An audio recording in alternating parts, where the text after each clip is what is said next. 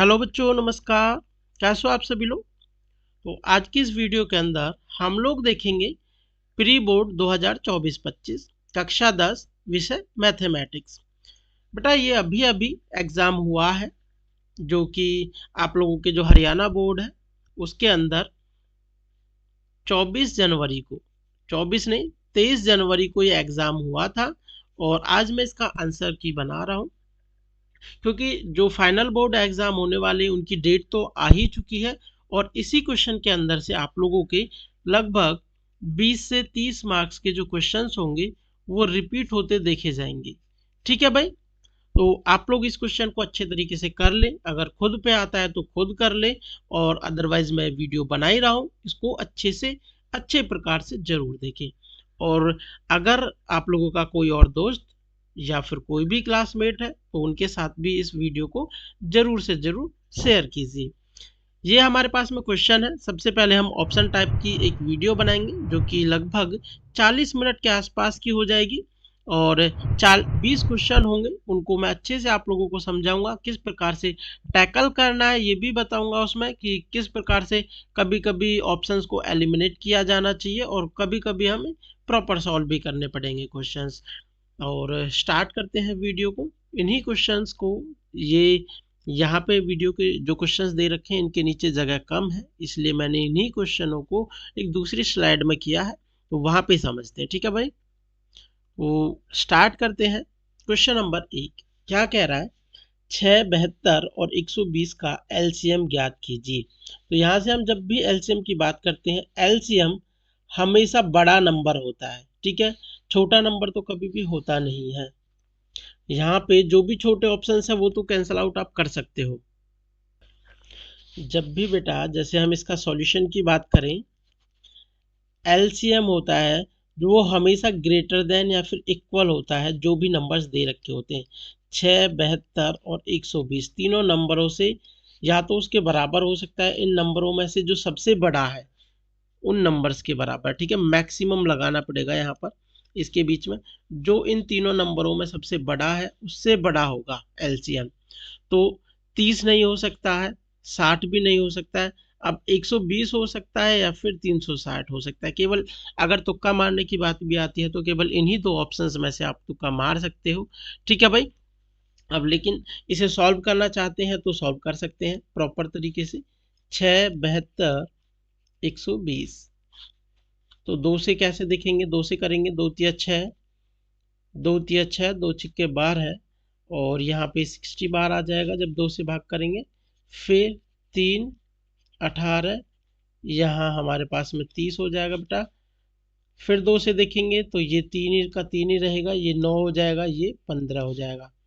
अब इसके बाद में हमें 3 से देखना पड़ेगा, 1, 3, 5। अब यहाँ पे देखो स्टॉप भी कर सकते थे, क्योंकि नीचे वाले जो दोनों नंबर्स हैं वो डिफरेंट भी हैं और प्राइम नंबर्स भी हैं, अभाज्य संख्या। या फिर इनको पूरा सॉल्व भी कर सकते हो जब तक नीचे 1 1 बने।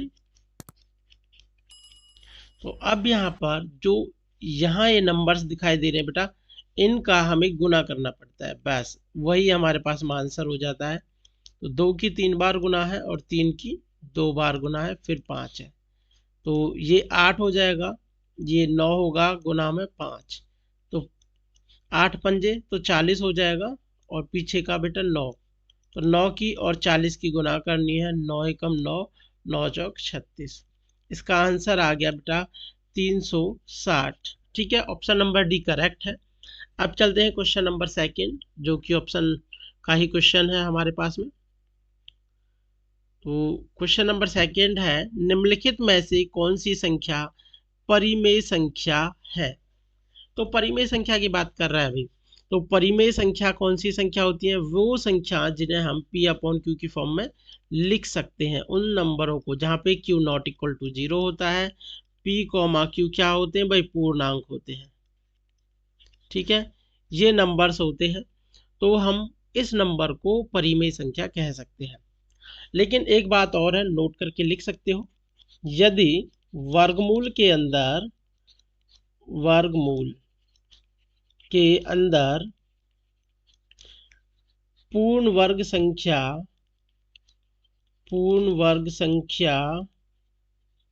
नहीं है तो वह अपरिमेय है, अपरिमेय संख्या है।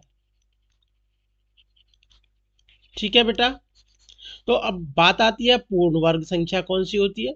पूर्ण वर्ग वो संख्याएं होती हैं जिनका हम कंप्लीट वर्ग निकाल पाते हैं। जैसे एक की बात कर लेते हैं, 4 हो जाता है, 9 हो जाता है। ये कैसे होता है, एक गुना एक, मतलब एक का स्क्वायर, ये दो का स्क्वायर होता है, 2 गुना 2, ये 3 का स्क्वायर होता है, 3 गुना 3, और फिर हमारे पास 4 का स्क्वायर करेंगे तो 16 हो जाएगा, 5 का स्क्वायर करेंगे 25 होता है, 6 का स्क्वायर 36 होता है, 7 का स्क्वायर 49, 8 का हमारे पास 84 हो जाता है, सॉरी 64 हो जाता है, और 9 का करते हैं तो 81 हो जाता है, और 10 का करते हैं तो बेटा 100 हो जाता है। ऐसे ही 11 का करेंगे 121 हो जाएगा। ऐसे ही बढ़ते जाते हैं। 12 का भी करोगे आप लोग तो 12 का भी होता चला जाएगा। 13, 14, 15 सभी नंबर्स का एज इट इज होता जाता है। गुना करो और आंसर आ जाता है। अगर इनमें से कोई संख्या होती है तो वो तो हमारे पास परिमेय संख्या होगी। अगर अंडर रूट के अंदर इनमें से कोई संख्या है, और मैंने यहाँ पे क्या लिखा है, यदि इनमें से कोई संख्या नहीं है तो वो अपरिमेय है। बेटा 20 है, क्या इनमें से दिखाई दे रही है आप लोगों को? 16 और 25 के बीच में आती है 20, यहाँ पे तो नहीं है, मतलब ये ऑप्शन करेक्ट नहीं है।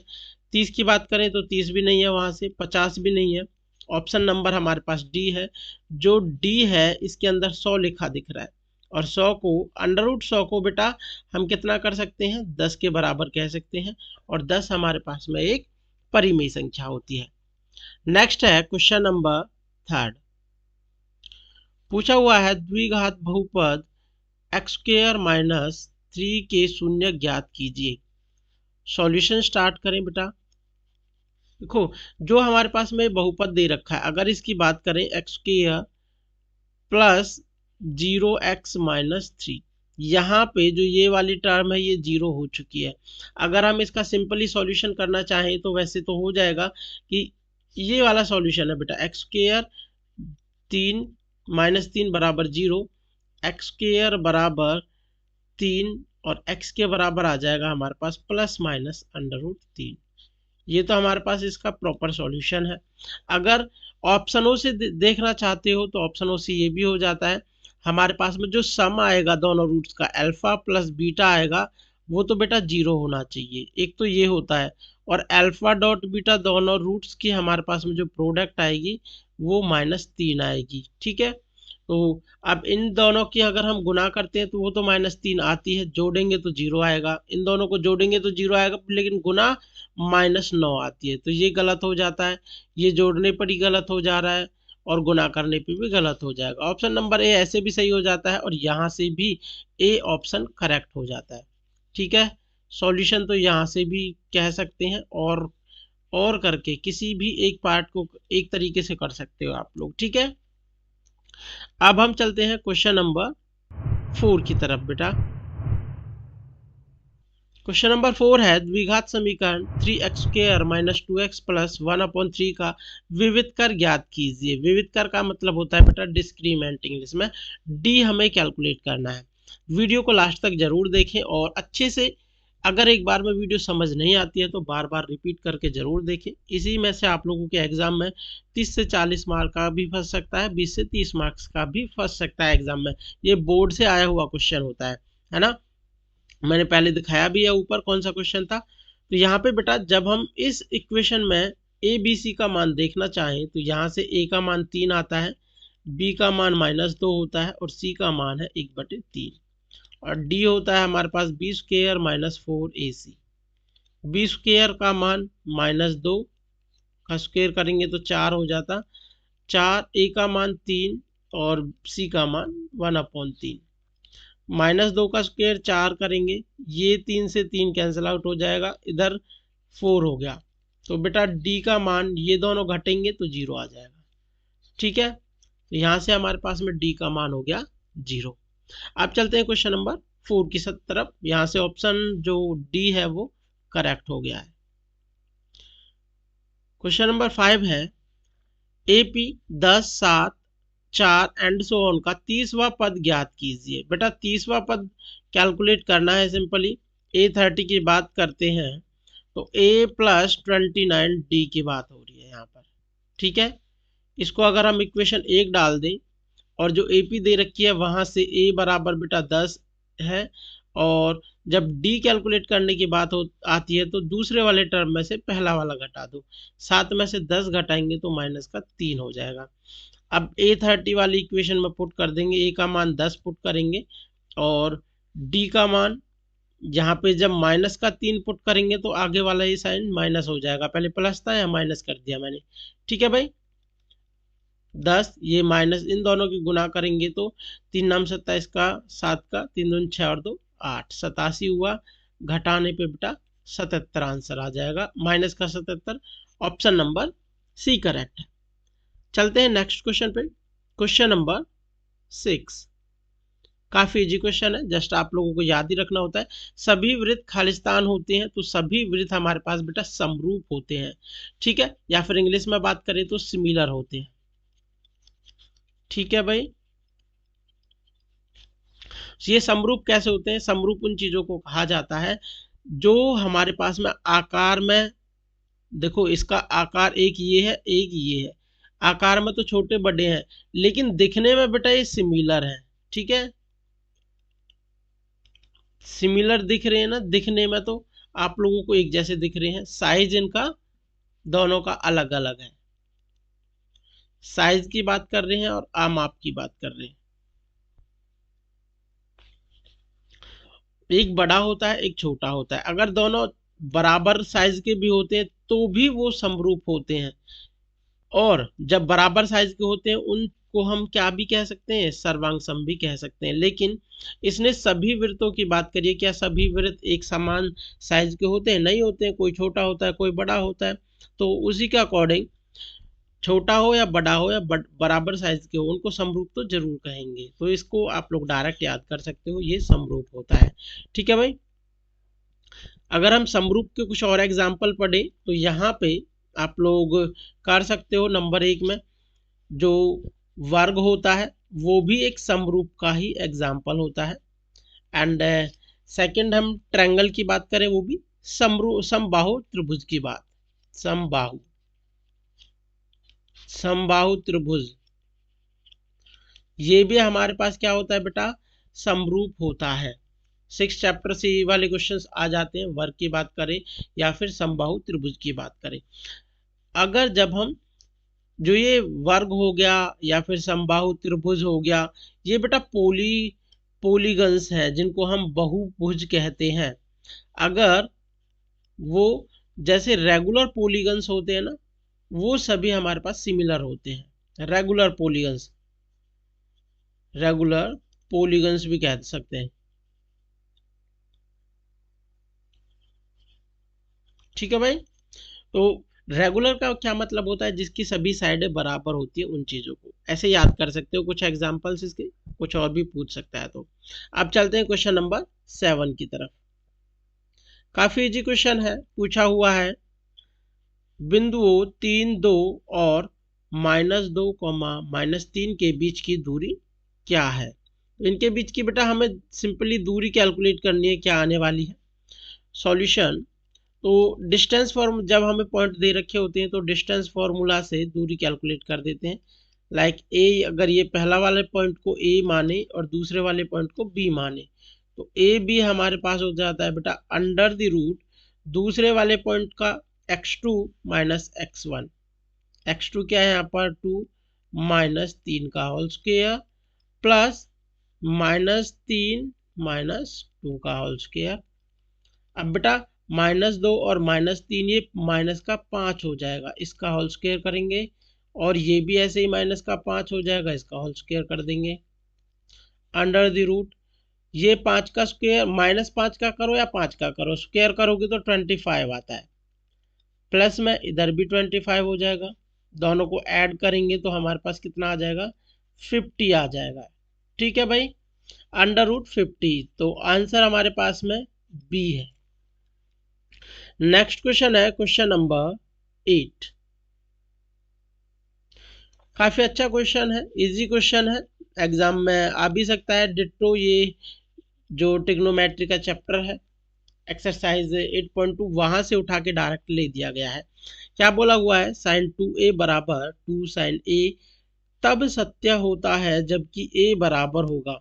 एक एक किस मान के लिए बेटा ये सत्य होगा, ये बात है। तो आप लोगों को क्या करना है, पहले 0 पुट करना है एक ही जगह पर, फिर 30 पुट करके देखना है, 45 पुट करके देखना है, 60 पुट करके देखना है, जिसके लिए सत्य हो जाए वही आंसर है।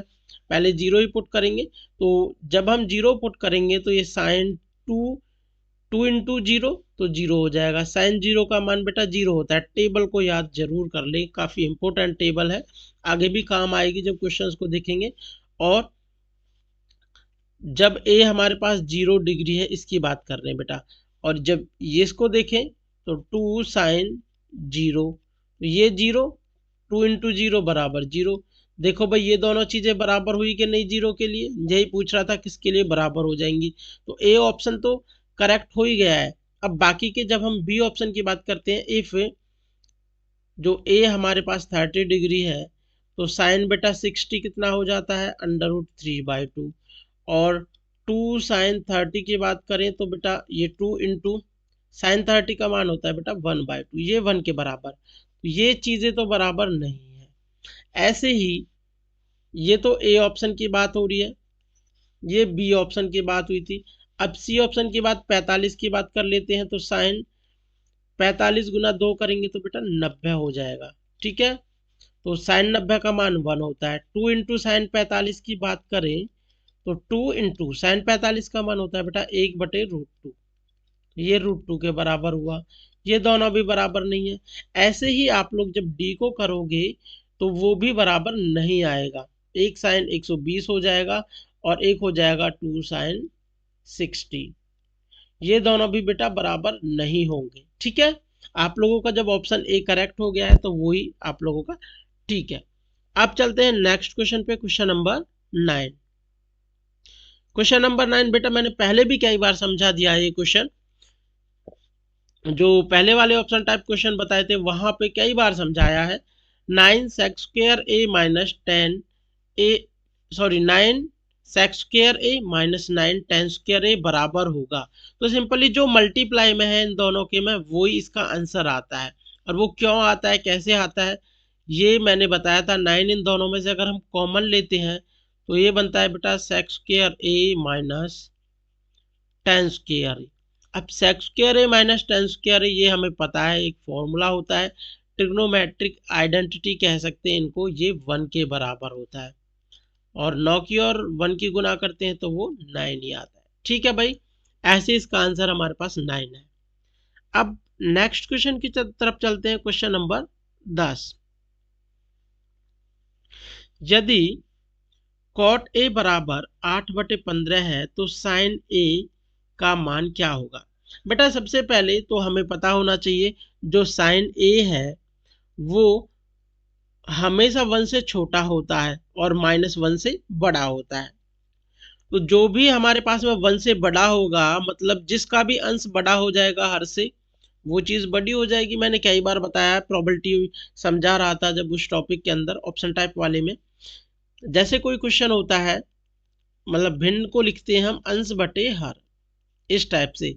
यदि हमारे पास में जो अंश होती है वो बेटा बड़ी हो जाती है ना, अंश जब जब बड़ा हो जाता है हर से तो वो नंबर 1 से बड़ा हो जाता है। जैसा कि ऑप्शन नंबर यहाँ देख सकते हो, तो ये तो ऐसे ही डिस्कार्ड हो गया। यहाँ देख सकते हो ये भी डिस्कार्ड हो गया, ये और ये बचा केवल। इन दोनों को देखना था, अगर आप लोगों को तुक्का भी मारना था तो इतना पता होना चाहिए था। बट हम इसे सॉल्यूशन करते हैं, जो दे रखा है जैसे ट्रिग्नोमेट्री पढ़ी है तो वहीं से करते हैं स्टार्ट। आप लोगों को याद होगा लाल बटे कका, के ए। ये ऊपर वाला जब हम फर्स्ट वाले को ऊपर से नीचे की तरफ पढ़ते हैं तो बेटा साइन बनता है। साइन साइन ए किसके बराबर होता है, एल अपॉन के। दूसरा बनता है कॉस ए अपॉन के। तीसरा बनता है टेन एल अपॉन ए की। जब हम नीचे से पढ़ते हैं तो वो बन जाता है कॉट, और ये बन जाता है सेक, और ये बनता है कोसेक। लेकिन हमें जरूरत किसकी है, इसकी जरूरत है, नीचे से ऊपर की तरफ पढ़ना था तो ए अपॉन एल आ गया। ठीक है बेटा, तो यहां से ए का मान देखा जाए तो 8 है और एल का मान देखा जाए तो 15 है। अब आधार आ चुका है, लंब आ चुका है, कर्ण निकालना है बेटा। पीजीटी थ्योरम आप लोगों को याद होगी पाइथागोरस प्रमेय कि कर्ण कर्ण का स्क्वायर बराबर होता है आधार का स्क्वायर, मतलब 8 का स्क्वायर करेंगे तो 64 और एल का स्क्वायर करेंगे तो 225। इन दोनों को जोड़ेंगे तो ये हो जाएगा 289 के, और ये दूसरी तरफ जाके अंडर रूट बनेगा। 289 का वर्गमूल कितना होता है? 17 होता है। ठीक है भाई, के का मान भी आ चुका है। और अभी मैंने बताया था जो फर्स्ट वाला होता है ऊपर से नीचे की तरफ पढ़ते हैं तो साइन ए के बराबर आता है, साइन थीटा के बराबर आता है, तो एल अपॉन के हो जाता है। यहाँ से एल अपॉन के, एल का मान बेटा अभी निकला, ये निकाला था पहले दे रखा था, तो ये 15 है और के का मान हमारे पास में 17 है। तो यहाँ से ये इसका आंसर आ गया है 15/17। ठीक है भाई, ऑप्शन नंबर सी। अब चलते हैं क्वेश्चन नंबर 11 की तरफ। क्वेश्चन नंबर 11 है, एक बिंदु ओ से एक वृत्त पर स्पर्श रेखा की लंबाई 7 सेंटीमीटर है। बेटा जैसे मैं एक वृत्त बना रहा हूं, इसके ऊपर बाहर कोई एक बिंदु है, यहाँ पे ओ, ये सॉरी क्यू बिंदु है। यहां से जब इसके ऊपर मैं एक स्पर्श रेखा ऐसे ड्रॉ करता हूं, तो यहाँ पे स्पर्श रेखा की लंबाई लाइक, जिसको मैं क्या मान लेते हैं, इसको P मान लेता हूँ, और जो यहाँ पे है इसको O मान लेता हूँ, केंद्र को। ये बेटा 7 सेंटीमीटर है। ठीक है, तथा Q की केंद्र से दूरी 25 सेंटीमीटर है। अगर हम यहाँ से यहाँ की बात करें तो भाई ये 25 सेंटीमीटर बता दी गई है। फिर क्या कह रहा है, वृत्त की त्रिज्या कैलकुलेट कीजिए, यहां से ये। अब हमें ये वाली R कैलकुलेट करनी है बेटा। अब इसको कैलकुलेट करने के लिए आप लोगों को एक चीज पता होना चाहिए, क्या चीज? जो त्रिज्या होती है, लिख देता हूं बेटा मैं, त्रिज्या स्पर्श रेखा पर, एक सेकंड रुकिए,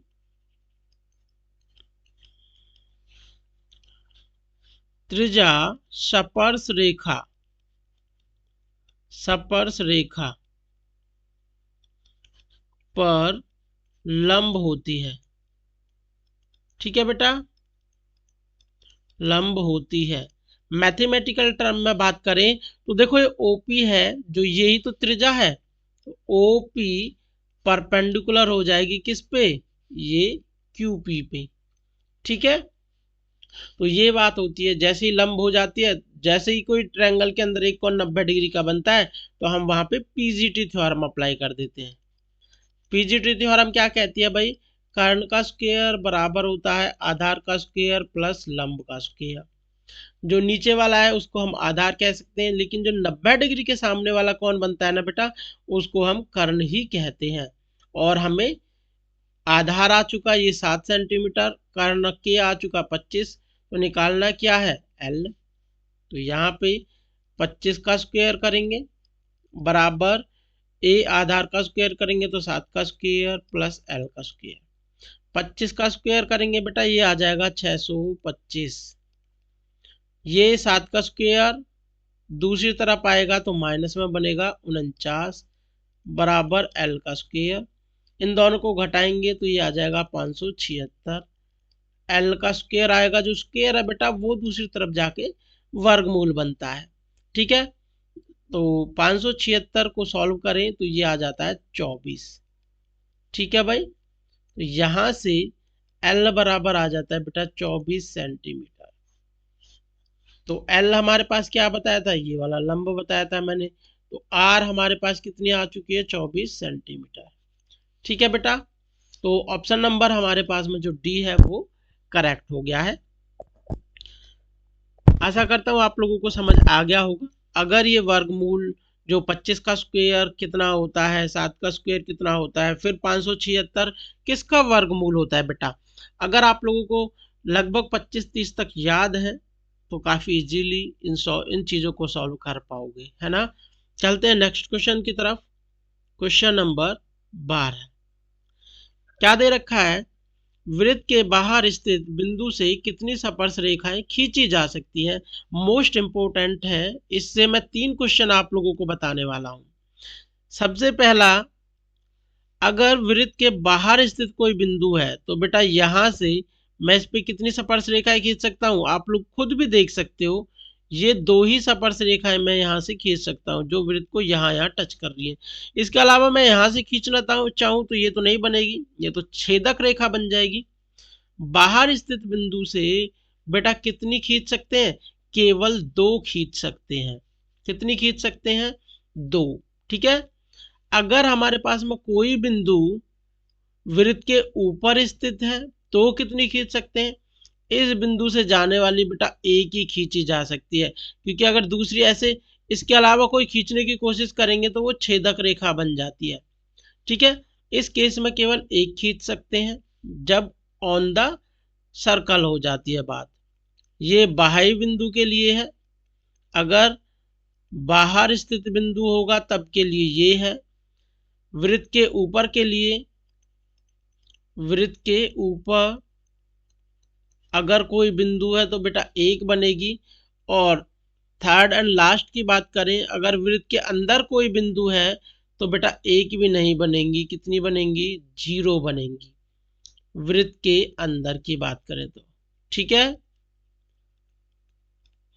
तो आप लोगों को लिख लेना है, जब वृत्त के ऊपर होती है तो एक बनती है, वृत्त के अंदर होती है तो एक भी नहीं बनती है, और वृत्त के बाहर होता है स्थित बिंदु तो 2 बन जाती है।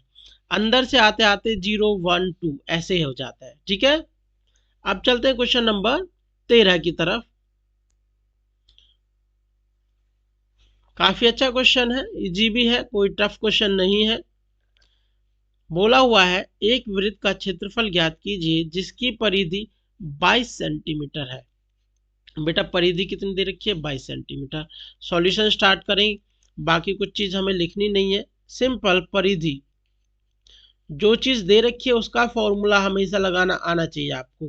क्या फॉर्मूला होता है, 2πr होता है। ये कितना हो गया, 22। अगर हम इसे 2 से कट करेंगे तो ये 11 बार आ जाएगा। ठीक है।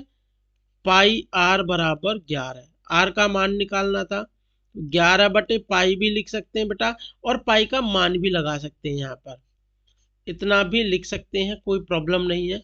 और निकालने की क्या बात हो रही है, वृत्त का क्षेत्रफल।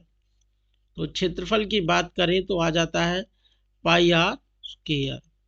पाई तो हमारे पास ये होगा, आर हमारे पास कितना है बेटा, 11 बटे पाई।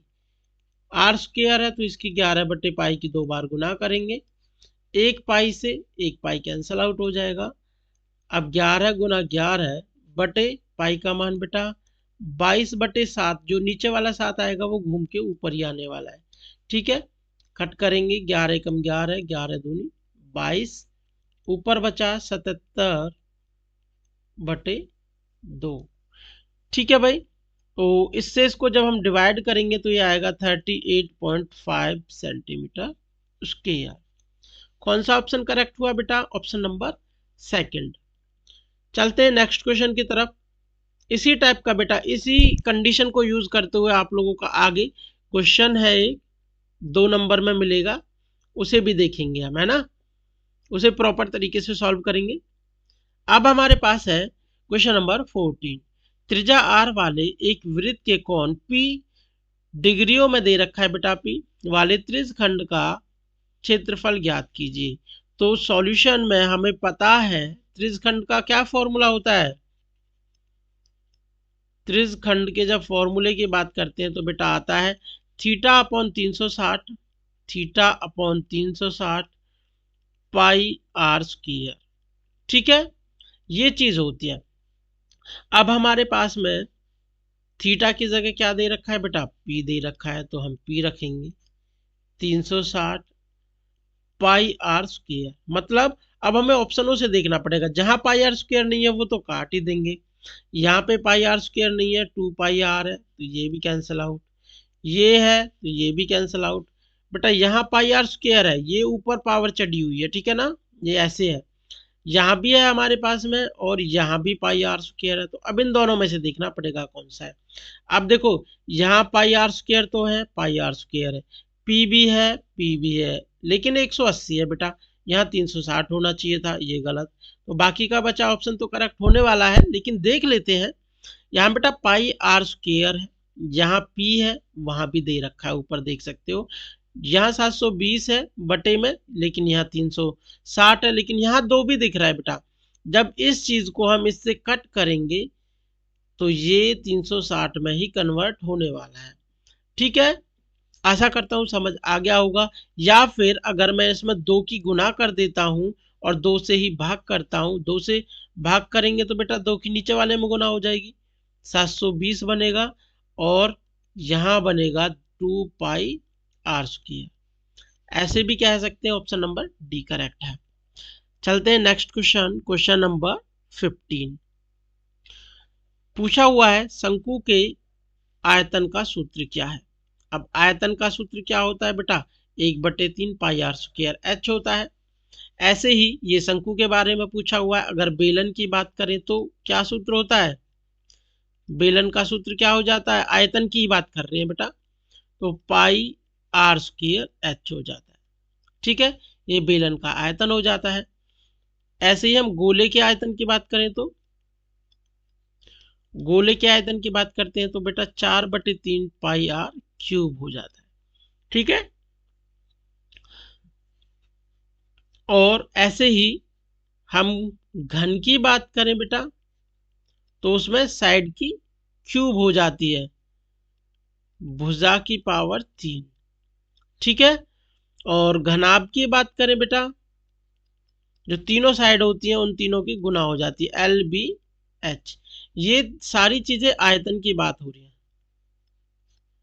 ठीक है, अगर हम इनके क्षेत्रफलों की बात करते हैं तो वो अलग चीजें हो जाती हैं। अब है हमारे पास में क्वेश्चन नंबर 16। बोला हुआ है पहली 5 पूर्ण संख्याओं का माध्य क्या होगा। तो सबसे पहले आप लोगों को पूर्ण संख्याओं के बारे में पता होना चाहिए। तो पूर्ण संख्याएं कौन सी होती है, पूर्ण संख्या उन संख्याओं को कहते हैं जो 0 से स्टार्ट होकर 1 2 3 4 5 एंड सो ऑन तक जाती है। ठीक है, तो पूर्ण संख्याएं होती हैं बेटा 0 1 2 3 4 5 6 ऐसे जाती है। लेकिन हमें कौन सी चाहिए, पहली 5 चाहिए, और उनका भी हमें माध्य कैलकुलेट करना है। तो क्या करना पड़ेगा बेटा, पहली 5 को जोड़ेंगे, जैसे 0 + 1 + 2 + 3 + 4, ये 5 हो चुकी है, 1 2 3 4 5, और इसको हमें क्या करना पड़ेगा, 5 से भाग करना पड़ेगा। तो जोड़ेंगे तो 0 तो और 1 1 ही हो जाएगा, 3 हो गया, 3 और 3 6, 6 4 10, तो 10/5 आएगा बेटा। 5 से इसको जब मैं कट करूंगा तो इसका आंसर कितना आ जाएगा, 2 आएगा। ऑप्शन बेटा ए करेक्ट है। ठीक है, चलते हैं नेक्स्ट क्वेश्चन पर, क्वेश्चन नंबर 17। निम्नलिखित संख्याओं का बहुलक क्या है। तो बहुलक की बात कर रहे हैं बेटा, मॉड की बात कर रहे हैं, जो संख्या बार बार रिपीट होती है उस संख्या को हम बहुलक कहते हैं, जिसकी फ्रीक्वेंसी ज्यादा होती है। तो ये जो दे रखी है बेटा, फ्रीक्वेंसी ही दे रखी है कि कौन सा नंबर ज्यादा बार रिपीट हो रहा है। तो बहुलक क्या होता है बेटा, अधिक बार रिपीट होने वाला नंबर, अधिक बार रिपीट होने वाला नंबर। तो आंसर क्या आ जाएगा, देखो 4 कितनी बार है, 1 2 3 बार रिपीट हो रहा है, 6 कितनी बार है, 1 बार, ये 7 1 बार, 8 भी 1 बार, 9 भी 1 बार। तो 4 एक ऐसा नंबर है जो 3 बार रिपीट हो रहा है, तो इसलिए इसका बहुलक बेटा कितना हो जाएगा, 4 हो जाएगा। ठीक है, ऑप्शन नंबर सी करेक्ट है। चलते हैं नेक्स्ट क्वेश्चन की तरफ, क्वेश्चन नंबर 18। बहुत इजी क्वेश्चन है, 3 नंबर में भी आ जाता है इस टाइप का क्वेश्चन, और यहाँ पर 1 नंबर ऑप्शन टाइप में आया हुआ है। एक डिब्बे में 3 लाल 5 नीली 2 हरी गेंदें हैं, एक लाल गेंद निकालने की प्रायिकता क्या है। बेटा लाल गेंद निकालने की प्रायिकता जितनी लाल है अपॉन में टोटल। ठीक है, अनुकूल परिणाम अपॉन में संभव परिणाम होता है जब हम प्रायिकता की बात करते हैं, प्रोबेबिलिटी। तो अनुकूल परिणाम बेटा लाल होने के कितना है, 3 है। संभव परिणाम में ये सभी जुड़ जाती है, कितनी हो जाएंगी, 3 + 5 8 हुआ, 8 2 10 हो गया। तो यहाँ से जो आंसर आ गया है बेटा 3/8 हो गया, तो सॉरी 3/10 हो गया। ऑप्शन नंबर बी करेक्ट है। अब है बेटा नेक्स्ट क्वेश्चन, क्वेश्चन नंबर 19। अभिकथन और रीजन एंड असर्शन वाला क्वेश्चन है बेटा ये। तो अभिकथन क्या दे रखा है, दो संख्याओं का HCF 18 है, जो HCF है वो 18 है और इनका गुणनफल 3072 है, तो उसका LCM 169 होगा। बेटा ये चेक करना है क्या ये वाली चीज ठीक है। आगे देखते हैं, यदि ए बी दो धनात्मक पूर्णांक हैं तो HCF गुना LCM बराबर AB। तो बेटा ये तो बात ठीक है, ये हमें पता है LCM और HCF की गुना करते हैं तो वो बराबर होता है दोनों संख्याओं के गुना के बराबर। तो नीचे वाला तो बेटा सही है बिल्कुल, ये वाली चीज तो करेक्ट है। अब इसको और चेक कर लेते हैं। दो संख्याओं का देखो गुणनफल दे रखा है, मतलब a गुना b का मान यहाँ पे दे रखा है और HCF दे रखा है, LCM। नेक्स्ट क्वेश्चन है बेटा क्वेश्चन नंबर 19। अभिकथन ए, दो संख्याओं का HCF 18 है और उनका गुणनफल 3072 है, तो LCM 169 है। ये बोला हुआ है यदि HCF 18 है और उनका जो गुणनफल है 3072 है तो LCM भी 169 आ जाएगा। अगर हम इसके असर्शन की बात करें बेटा, HCF दे रखा है इसके अंदर हमें 18, दोनों संख्या अगर A और B कोई दो संख्या है तो उनका गुणनफल दे रखा है 3072 और LCM दे रखा है 169। जो LCM है क्या वो सही है, ये ही हमें चेक करना है। तो इसका एक फॉर्मूला होता है हमारे पास में, HCF गुना LCM बराबर होता है बेटा A गुना B, दोनों संख्याओं की गुना। जो HCF होता है इसको दूसरी तरफ ले जाके डिवाइड में ला सकते हैं, तो LCM हो जाएगा बेटा A गुना B, जो दोनों नंबरों की गुना दे रखी है 3072 अपॉन में 18। अगर मैं इसे 2 से कट करना चाहूं तो 2 से कट कर सकते हैं, इसे कितनी बार 9 बार होगा और ये हो जाएगा 2 से 2 एकम 2, 2 पंजे 10, 2 तिया 6, 2 छक्के 12। 3 से भी कट करूंगा तो 3 पंजे 15, 3 एकम 3, 3 दूनी 6, 512 आ चुकी है। अब इसे 3 से कट करने के लिए सोचते हैं तो 3 से ये कट नहीं हो पाएगा बेटा, तो ये हमारे पास आ गया है 512/3। लेकिन अब इसको मैं अगर कट करना चाहूँ तो देखो LCM जो दे रखा है वो 169 दे रखा है, कट होके प्रॉपर 169 आना चाहिए था, लेकिन ये 3 से कंप्लीटली भाग नहीं हो पाएगा। और 3 का आप लोगों को डिविजिबिलिटी रूल भी पता होगा, जो नंबरों का जोड़ होता है, जैसे 5 और 1 6, 6 और 2 8, 8 3 से भाग नहीं होगा तो ये पूरा संख्या भी 3 से भाग नहीं हो पाएगा। जैसे इसे मैं डिवाइड करके भी देखूं, 3 एकम 3, 3 एकम 3 बेटा 2 बचेगा, 1 3 सत्ते 21, फिर हमारे पास में 2 उतारेंगे तो ना जाने की 0 आएगी, पॉइंट लगेगा, फिर 0 होकर 2 20 बन जाएगा, 2 छिक्के सॉरी 3 छिंग 18 हो जाएगा, फिर 3 छिंग 18 18, ऐसे बढ़ता जाएगा। इसका आंसर बेटा 170.67 आ गया, लेकिन हमें चाहिए कितना था 169। कभी भी LCM और HCF ऐसे पॉइंटों में नहीं आते हैं, ठीक है। और ये एक फॉर्मूला आप लोगों को दिख ही रहा होगा, LCM गुना HCF बराबर A गुना B। देखो तर्क क्या दे रखा है, यदि A और B दो धनात्मक पूर्णांक हैं तो HCF गुना LCM बराबर A गुना B होता है। तो यही फॉर्मूला बेटा हमने लगाया था यहाँ पे। जो रीजन है, रीजन तो बिल्कुल करेक्ट है क्योंकि यही तो रीजन है, लेकिन असर्शन गलत है क्योंकि असर्शन में बोला हुआ LCM 169 है। तो बेटा ये वाली चीज गलत है, ये सही है। तो यहाँ से आप लोगों का यहाँ पे बोला हुआ है अभिकथन और तर्क दोनों सही है, तो ये वाली बात तो गलत है। अभिकथन और तर्क दोनों सही है, यहाँ भी गलत बात है। अभिकथन सही है, अभिकथन तो गलत है, अभिकथन गलत है परंतु तर्क सही है। तो ये हमारे पास ऑप्शन नंबर डी करेक्ट है, ठीक है बेटा। चलते हैं नेक्स्ट क्वेश्चन पे, क्वेश्चन नंबर 20। क्वेश्चन नंबर 20 हमारे पास दे रखा है बेटा, अभिकथन एक रैखिक समीकरण 2x प्लस 3y बराबर 5 का एक अद्वितीय हल है। अद्वितीय हल की बात मतलब एक यूनिक हल की बात हो रही है, एक हल की बात हो रही है।